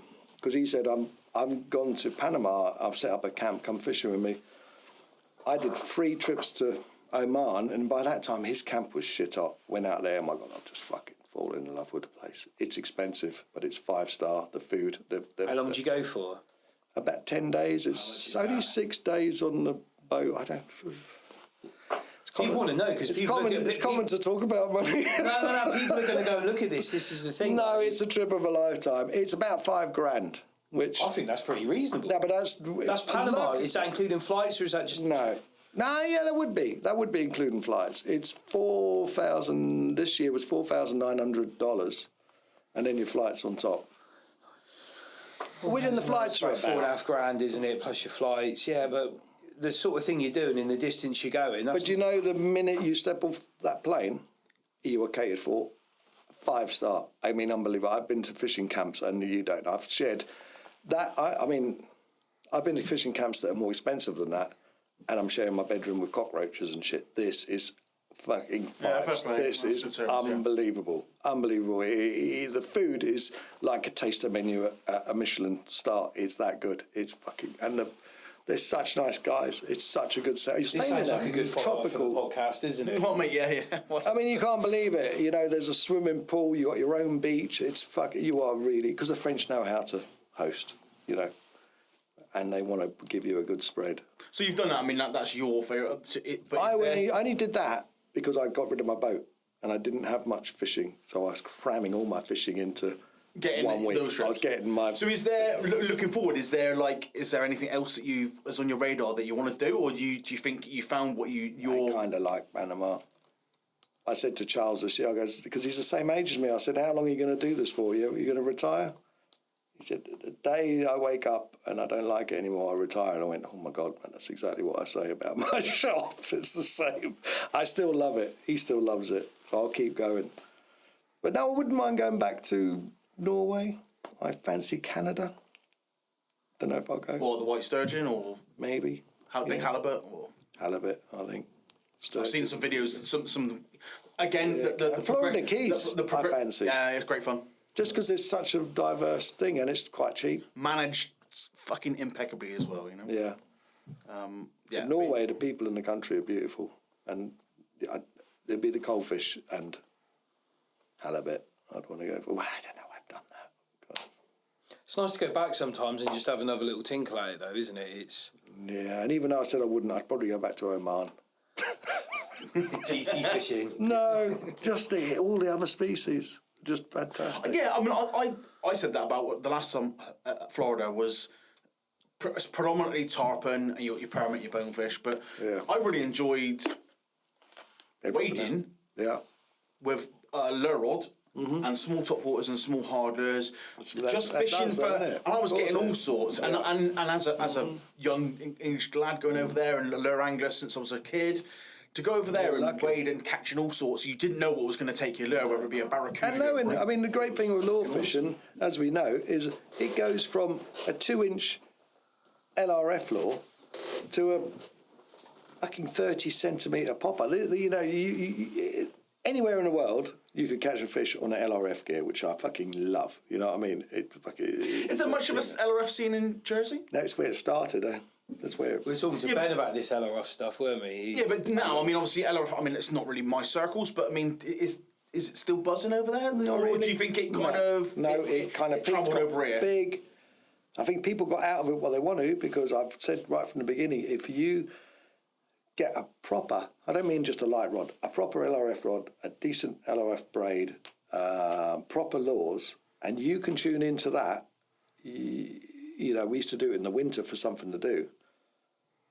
Come the summer, or come when you pick up your bass rod, you're a better angler. You are fucking better. I've always said that about the coarse anglers that come into lure fishing. You are so tuned into to knowing when you're swinging down something on the drop, and you feel anything. There's nothing that's going to make that rod tip move. There's nothing that's going to touch your hand. You know, you're in mid water, you're going down the side of a rock.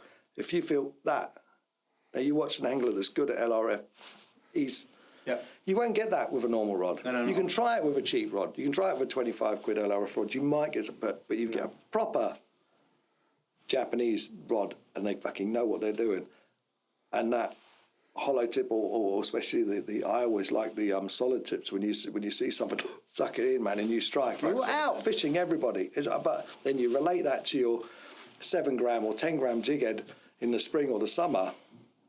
Yeah, 100%. If you're not tuned in, there's taps going on and you're not even... It will that's the old-fashioned... make you a better angler. Yeah. That was another thing I wanted to talk to you about. We haven't even spoke about today, the way that tackle... The rods have changed. We were getting onto that subject, but it's been...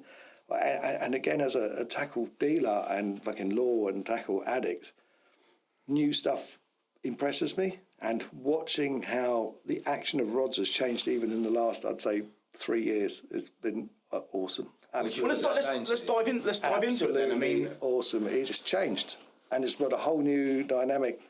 Because let's dive into it, because people do, and you'll know firsthand, people will tell you that why am I paying 30 quid for a lure? Why am I paying 450 quid, 500 quid for a rod? Because it's got the development that's gone into those things. You are getting sometimes better gear. Different carbons and guides. Yeah, that's it. So let's go into the difference, why there's a difference in those gear and what makes it. What I was getting at though is, right, for years you had a fast action rod that was generally your minnow and topwater rod, and then you had a rod that most people would use for softies, which was generally forgiving at the tip and would load quite progressively. It wasn't floppy, because that's an old spinning rod. They were shite because you still needed a bit of stiffness. But I noticed a few years ago people were starting to use stiffer and stiffer rods for their softies, and I couldn't get my head around it because I'm still the old school.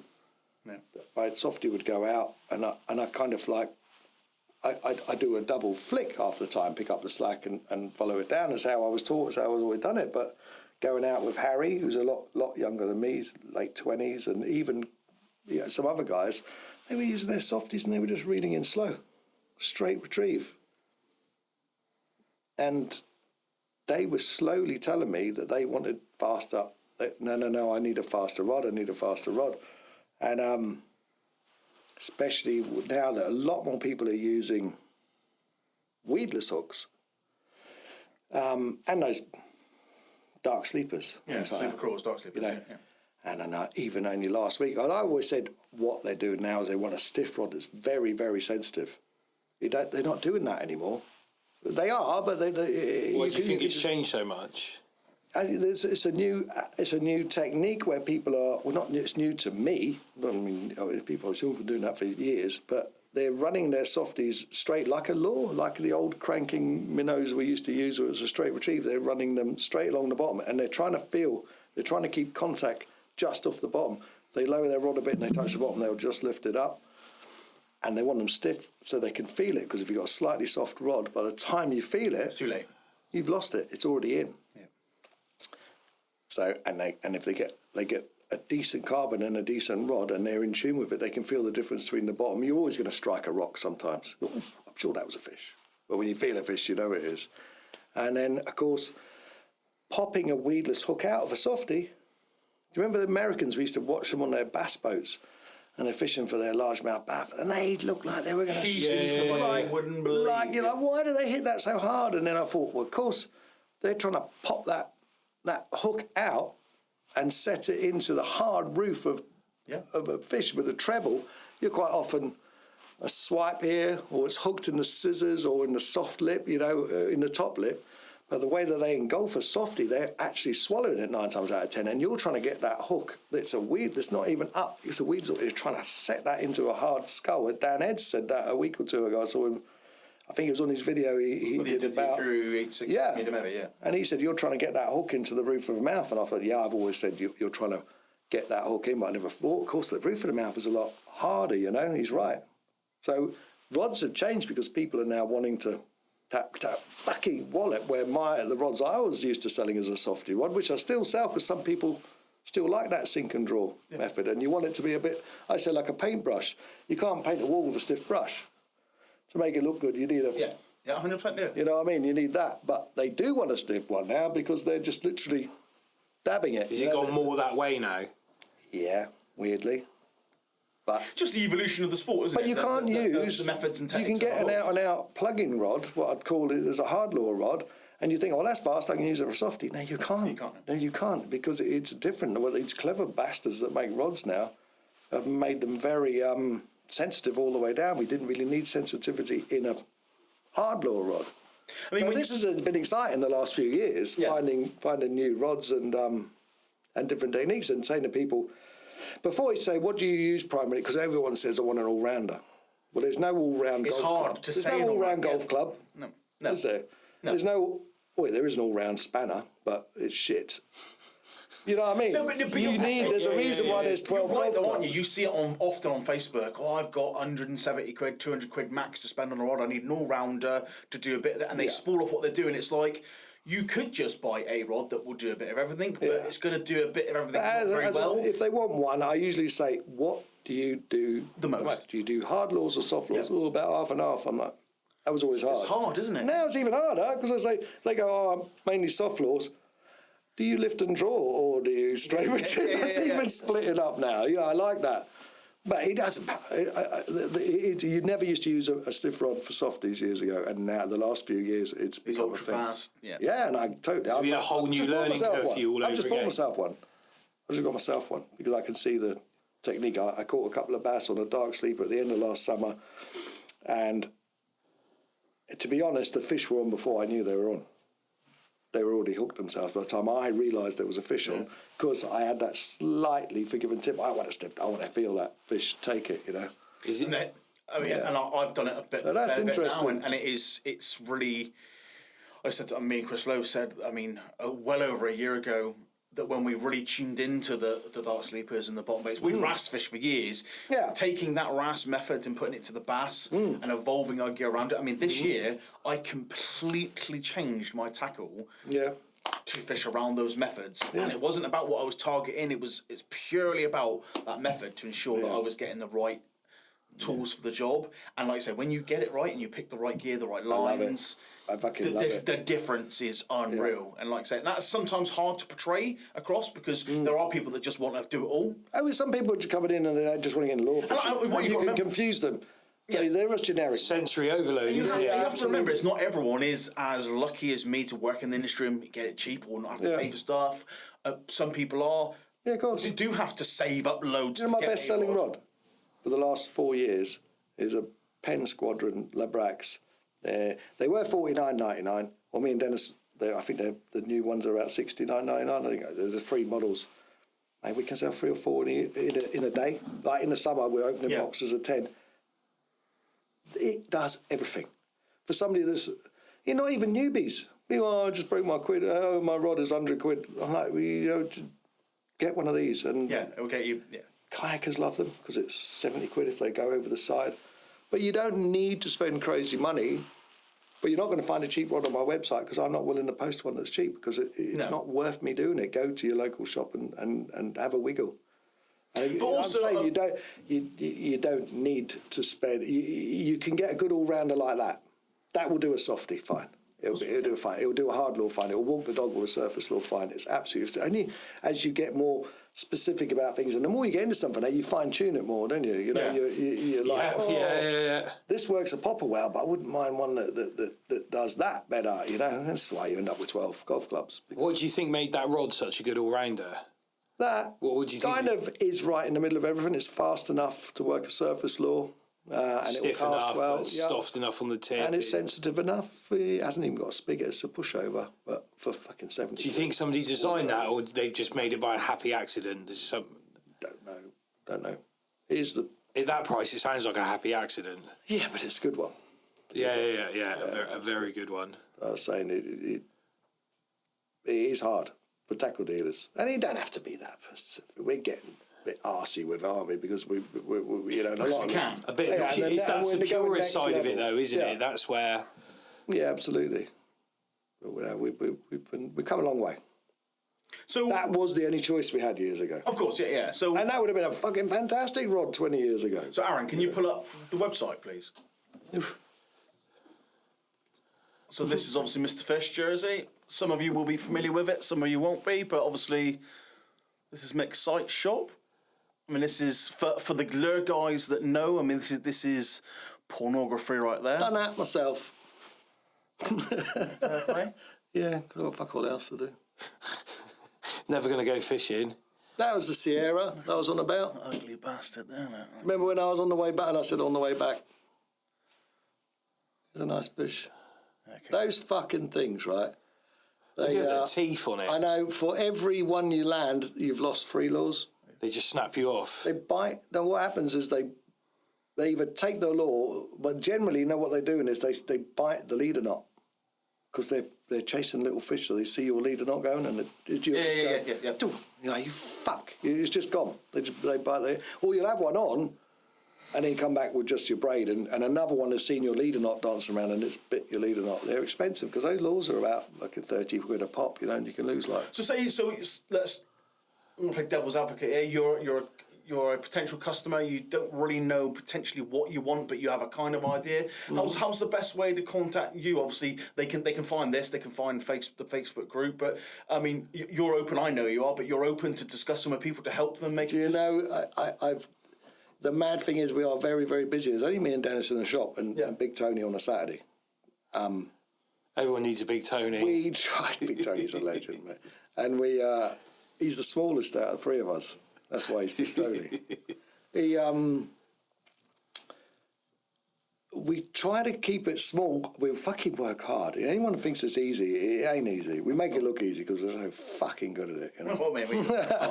No, I'm saying we are really busy. We do work our asses off, and I try. I mean, I know that some of the great, places like Glasgow and Veals, they got 20 people working for them. Of course, yeah. It was me and Dennis. Do you find it hard against those guys? Is it always a battle against those big companies? Never, ever have. Because they can't be as niche as you are. No, I'm niche. I was going to say that I try to give every single person that contacts me on the phone or on email or Messenger or WhatsApp or whatever the experience that they've just walked in my shop and they're talking to me face to face. I mean, let's take for instance. I mean, always I know tried I've to do received that. it personally from you, like silly little videos, like you've done a video of a lineup of a load of rods. do it all the time. To get my head round the. It's because it's hard. I'd hate to buy a rod online. Yeah. I'd hate to. I'd have to pick it up. And that's a service that, I mean, I guess we take it for granted, but I mean, most people that aren't necessarily that involved in the industry, to get that sort of service, for you to be able to talk into that sort of I end up detail. with my emails sometimes are going on for weeks with people, and the messages will end up. I'm like, sometimes like, here's my mobile number.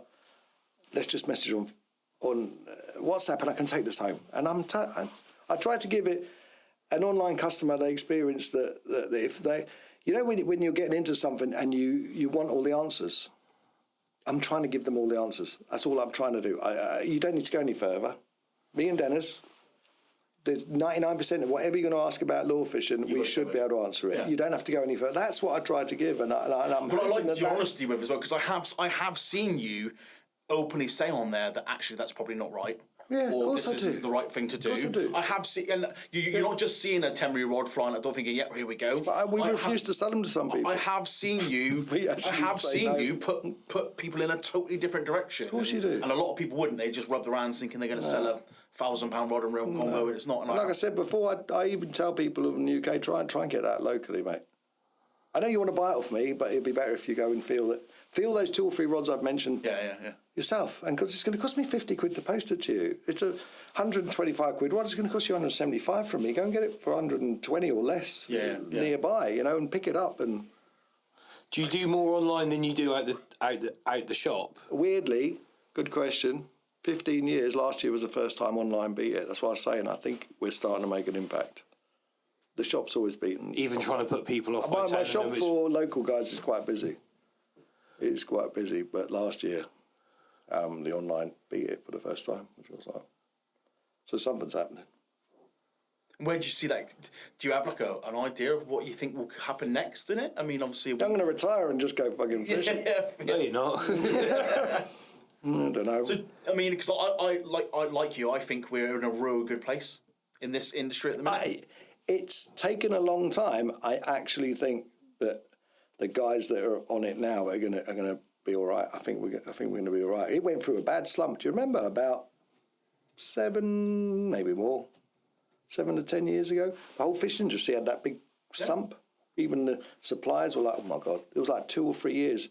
Some shops closed down. And I think we I think if you weathered that storm, I got rid of a few of the shops that were on their arse anyway. And I weathered it through taking money out of another business I own. It was bad, man, for 2 or 3 years. And then I think it's on the up now. Got the money back, and I think it's good. COVID was very good. Yeah, I was just about to say, obviously COVID had put a lot of people's bums in seats to buy online. Obviously, that was probably quite good for you. And have you found how much? Obviously, I know personally myself, I mean, the COVID years spawned a lot of new anglers or put people really into it. They then deeply fell in love. Yeah. And I think as a result now we have a really beaming industry, because some people get into it, don't like it, will fade away. But the guys that get their teeth into it can see how good it is. I think lure fishing is actually here now. I think you could say it has been for a long time. I actually think it is a thing. There's people that don't want to do anything else. They've not even been fishing before. And the first thing they want to do in full, I've been watching Sam Chapon, who's got Fish Island TV. I'm talking about 2 Jersey guys here, and Sam Daniels has got Beneath the Waves fishing. But they bring in so much stuff into my shop. And not only locally. I want to get into fishing. I want to do what those guys do. Because video blogs and stuff and YouTube, it's a thing. People, they've never fished, so they just want to be a lure fisherman. That never fucking happened years ago. Nobody ever done that. Do you think there's a migration of lads that have done more static fishing, and they started to get a bit more? They start getting bored of it, sat behind a set of an alarms or sat behind some rods on tips, and just go, well, hang on a second. I can go and get 2 hours fishing. It's another weapon, and most people are diverse anglers. They can do a bit of everything. But most people are into fishing. Actually, although they might like one sort of fishing, they take all of it in their content feeds. I've done a bit of everything, from bloody fly to carp and course. And I've tried everything, but obviously everyone's got their favourite, isn't they? Whether it's sitting on a bank for a turbot or whether it's. But I actually think lure fishing's a thing, It's got there now. No. Yeah, I think absolutely. So. I think so. Yeah, I think it's great, and it's been Some people don't even want to fish any other species, and it's they been never a have. real They just joy want to go. see the progression from being one of the guys that was involved from the start, whether it be from the trade or just as an angler. To see, I mean, you've got it right there, the home of modern lure fishing. When we set That's up this what podcast, I wrote on my first website in 2007. Had that written on it. And it's all. At the end of the day, I mean, that's. And you know what? If you roll up a bit, this is what I. When people ask me what I sell, I take the piss. Keep going. Yeah. What do I sell? Keep going. Oh, there it is. Go back up. Up with the brand. What's that blue bit? No, where is it? No. Oh, where is it? There. We sell dreams. Oh yeah. That's cool. I was pissed one night years ago. What do you sell? I sell dreams. You do though. That's the thing. There's lads out there dreaming of. And you know, I always think, because I'm not a great angler, never ever claimed to be. I enjoy my fishing, and I fucking want to do more of it. And I've been lucky in the past, but I always think of myself as like the quartermaster, like Q on James Bond. Yeah. I supply all the gadgets for the fucking great anglers I know to go out there. I mean, that's how I've always known you. I fucking love it. You get into those niche market and thinking, well, I need to get this, I need to get that. If you didn't sell it, I know, right or wrongly, we could go to you and you'd probably tell us where, or you'd probably have it, you know. And yeah, absolutely. I think, like I say, the home of modern lure fishing. Mr. Fish was always the one for me, and take away all of the other brands, because there are now out there a few other There's guys. some fucking great stuff out there. There's some great stuff I don't even sell. Yeah, I mean, we set this podcast up, and I knew when it was industry based. I know selfishly from my background, an independent shop that was right there that trailblazed. Yeah, we tried. To get you to say yes to come on here was a big win for us, because one, it meant so much to me, but also the whole industry is. Ben Field was talking. Yes, very highly of you. Yeah, very highly of you. Ben's been there from the beginning, and I've always loved the fact that he's tried to do his own thing. Like I say, he don't drink my drink. He brings his own drink to the bar. I love that. He does, Anybody that does that. Do you know what I mean? You can all sell a bit of everything, but people that go out there and look for something that's different, new rods, new lures, new line, I love that. Luckily for me, 90% of mine, the French do it for me. Yeah. So you spend a lot of time at trade shows? I can't anymore. The French ones, the one that I used to go to doesn't exist.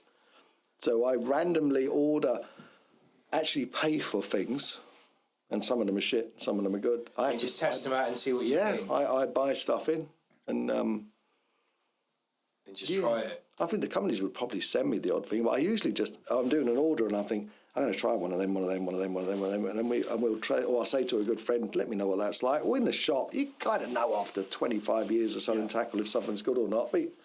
Or you go and try it. But it's annoying not having good trade shows. And being in Jersey was always a ball ache to get off to go to them anyway. But the one in France was fantastic because it was ahead of the game. There as well. I saw fish stuff right at the beginning. Yeah, it was always. I mean, I saw the fish black minnows the year, and that I fucked up on that. On the year the fish black minnow was released in Non, I was looking at it and I was like, they're too expensive for the UK market. They're not going to sell. And then a couple of the guys I was with, there was a van load of us. Oh, they look really. I was like, look, they're too soft. The rats are going to destroy them. They're overpriced. We sell softies that are weedless. The following year, I think Gilby was with me. Another hotel room with Gilby. We need to be worried about you and Gilby, Mick. Oh. Henry, do you remember Nantes? And he picked up on it, and I was still poo-pooing it. I was like, nah, I don't know. And I think the rest was history. He told Nick Roberts. Yeah. Got that one wrong, didn't I? 2 years I had that to myself. How much did they land out there near a retail price? They started off about £7. They were never cheap. For a softie, that was out of fucking. That was for one lure and a salt.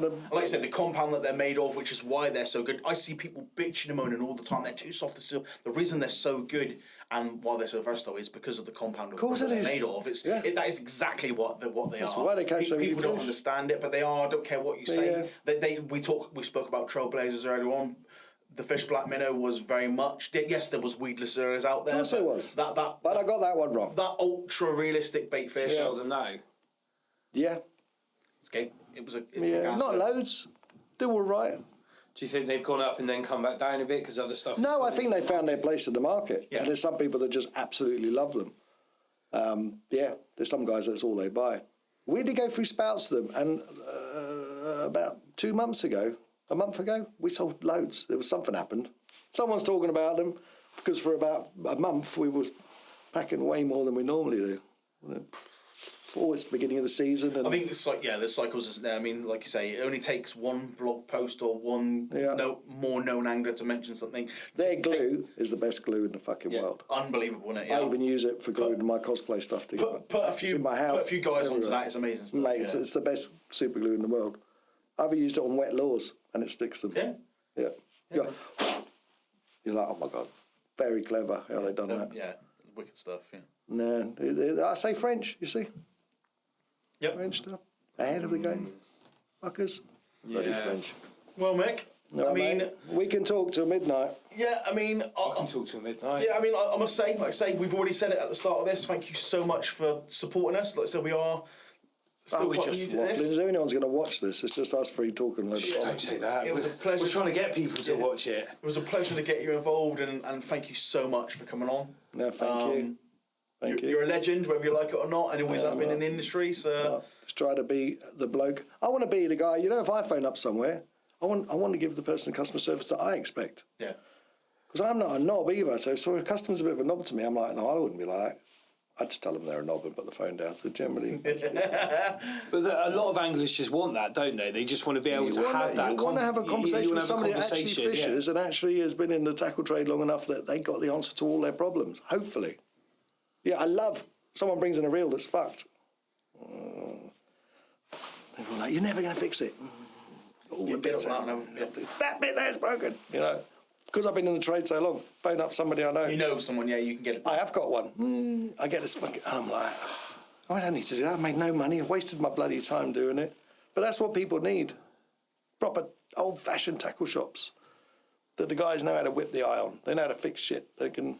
They got the answers. It's a dying breed, though. Yeah, that. long live the older school, long-lasting independent tackle shops. Yeah, because you're not going to get that from online. We're not, no. And You're not I think gonna get that's that why online. it was important that we got on you guys on our podcast to talk about this wonderful story of Yeah. running I've this got a shop. question. So with all this talk of rods, did you go through that same thing with reels? No, luckily Shimano kind of. when we Well, I did change about 2000. I was always rear drag. I loved the control. And then I realised that you didn't need it. No, because you generally don't fuck about with your drag much once you said it. But years ago, the fish were running and we used to play with our drag. And then I realised you shouldn't really be playing with your drag. It was a thing. Double handle. Play with it. Once I've set that drag on the front, 9 times out of 10, you're not really moving it. The odd click here and there. But no, about 2005, I flipped from rear drag that I'd used from the mid-90s. For about 10 years, I went to front drag and never ever used a rear drag again. Because I'm into my reels as much as I'm into my rods. Is that it? Is that what your stock predominantly stocks? Yeah, one is my ex-boss, Eddie, has got the Dyer account. So you can't get Dyer. But out of the both, I'm glad I got Shimano because I can strip any fucking Shimano down. I don't touch bait runners. And, too many springs. Any Shimano reel I can fucking strip down to every single bit, clean and put it together in fucking no time at all. If you've got a go-to reel for your fishing, is there one in particular that you keep finding that you've used for years? For lure fishing lure fishing, yeah. Oh, well, it's a big market. Fucking hell, yeah, that's What rod do you want to buy? No, it's a big thing. Generally, a 4,000. I use a 4,000 reel for my 8 and 8 foot rods, basically. Right, okay. But I might put I got a 2.5 on a couple. I got a mega bass rod that's shorter. Always a Shimano. Always Shimano because you try and take a Dyer apart 9 times out of 10. It's the most you need a bloody. All my reels are Daiwa. Mate, have you tried servicing them? No. Fucking don't. Send them away. I don't even get You interested. needed a Korean bloody. But again, from carp fishing, I've gone down that vintage reel thing, so I've got all. They're great reels. I've got all the old Daiwas. Because I know I can take a Shimano apart. I can do. I just like Shimano. I bet Shimano, Yeah, it's like BMW or Merc. You know what I mean? They're both great. They're both great. It's personal preference. But now I'm a Shimano. So that's the predominant thing that comes out of the shop. It's even when people are talking to you about, I'm doing this sort of retrieve, I want this, I want that, it's always a Shimano reel that comes to mind first. Yeah, retrieve rates. Oh my God, no, you don't want another hour of this, do you? Retrieve rates. all day. No, it does make a difference. We've got 20 minutes until the curry house opens, and it's only a 5-minute walk, but the pub is back across the road. Yeah. Well, I mean, that's a great causeway then to give it. If you need a pee, So I mean, you don't want you pissing your pants, you've shit them already. Right, as I said, mate, Mick, thank you so much. Thank you. Pleasure to have you on. Thank you so much for supporting this, and there's going to be a lot of people that are going to really enjoy this episode. I fucking hope so. We've just been talking tackle, this is tackle shop life, isn't it? But thank you guys. Thank you for having me over. No, I've really appreciated it. Like we've had the time in the pub already, and now we're going out again afterwards. I mean, I said it to you earlier. How good does life get? Sometimes you go, I've just hit that sweet spot in life. Yeah. I've been sat in the pub. I've been sat in the pub all afternoon talking about fishing. I've now got to sit on a podcast and do it, and now we're going to go back out and do it all over again. It's how good does it get? Really, living the dream, boys. Yeah, living the dream, 100%. Right. Mick, thank you.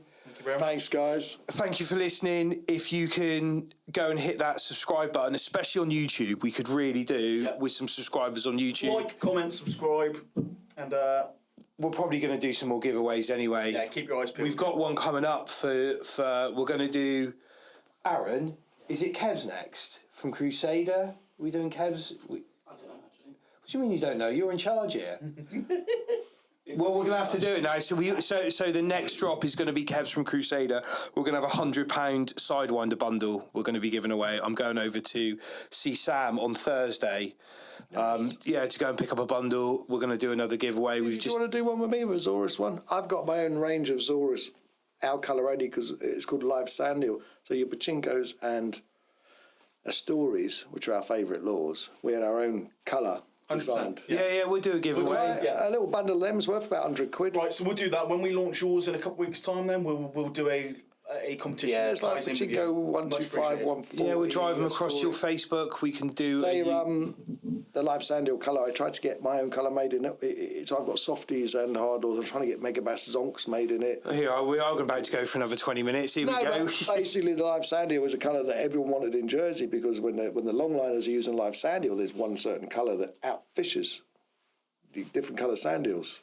So we've made our Live Sand Eel range that colour that the commercials. Get us a selection. I'm going to send you a little bundle. And we'll give it away to Danny, and when you put this out... Don't send him to him. We'll never see him again. We'll never see him again. We're going to send him to Aaron's house, because we're definitely getting him at that stage. I know what he's like. Thank you very much, guys. Thanks for listening. Thank you so much. Comment, like, subscribe, and we shall see you again soon. You can go for a piss. We're going for a curry. We'll see you on the next one. See you guys. See you later.